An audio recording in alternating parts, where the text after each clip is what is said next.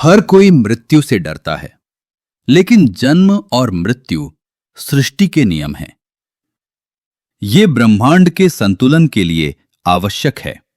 इसके बिना मनुष्य एक दूसरे पर हावी हो जाते हैं। कैसे? इस कहानी से जानिए। एक बार एक राजा एक संत के पास गया, जो राज्य के बाहर एक पेड़ के नीचे बैठे थे। राजा ने पूछा, हे स्वामी, क्या कोई औषधि है जो अमरता दे सके? कृपया मुझे बताएं। संत ने कहा, हे राजा, आपके सामने जो 2 पर्वत हैं, उन्हें पार कीजिए। वहां एक झील मिलेगी। उसका पानी पीने से आप अमर हो जाएंगे। राजा ने पर्वत पार कर झील पाई। जैसे ही वो पानी पीने को झुके, उन्होंने कराहने की आवाज सुनी। आवाज का पीछा करने पर उन्होंने एक बूढ़े और कमजोर व्यक्ति को दर्द में देखा। राजा ने कारण पूछा तो उस व्यक्ति ने कहा, मैंने इस झील का पानी पी लिया और अमर हो गया।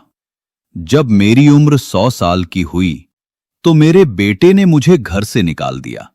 मैं 50 साल से यहां पड़ा हूं, बिना किसी देखभाल के। मेरा बेटा मर चुका है और मेरे पोते अब बूढ़े हो चुके हैं। मैंने खाना पीना बंद कर दिया है, फिर भी जीवित हूं। राजा ने सोचा, बुढ़ापे के साथ अमरता का क्या फायदा? अगर मैं अमरता के साथ यौवन भी प्राप्त कर सकूं तो? राजा वापस संत के पास गए और समाधान पूछा। कृपया मुझे अमरता के साथ यौवन प्राप्त करने का उपाय बताएं। संत ने कहा, झील पार करने के बाद आपको एक और पर्वत मिलेगा। उसे पार करिए और एक पेड़ मिलेगा जिस पर पीले फल लगे होंगे। उन फलों में से एक खा लीजिए और आपको अमरता के साथ यौवन भी मिल जाएगा। राजा ने दूसरा पर्वत पार किया और एक पेड़ देखा जिस पर पीले फल लगे थे। जैसे ही उन्होंने फल तोड़ने के लिए हाथ बढ़ाया, उन्हें तेज बहस और लड़ाई की आवाजें सुनाई दी। उन्होंने सोचा, इस सुनसान जगह में कौन झगड़ सकता है? राजा ने 4 जवान आदमियों को ऊंची आवाज में झगड़ते देखा। राजा ने पूछा, तुम लोग क्यों झगड़ रहे हो? उनमें से एक बोला, मैं 250 साल का हूं और मेरे दाहिने वाले व्यक्ति की उम्र 300 साल है। वो मुझे मेरी संपत्ति का हिस्सा नहीं दे रहा। जब राजा ने दाहिने वाले व्यक्ति से पूछा, उसने कहा, मेरा पिता जो 350 साल का है अभी भी जीवित है और उसने मुझे मेरा हिस्सा नहीं दिया, तो मैं अपने बेटे को कैसे दूं?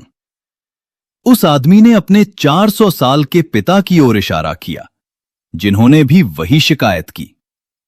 उन्होंने राजा से कहा कि संपत्ति के इस अंतहीन झगड़े की वजह से गांव वालों ने उन्हें गांव से निकाल दिया है। राजा हैरान होकर संत के पास लौटे और बोले, धन्यवाद, आपने मुझे मृत्यु का महत्व समझाया। संत ने कहा, मृत्यु के कारण ही इस संसार में प्रेम है।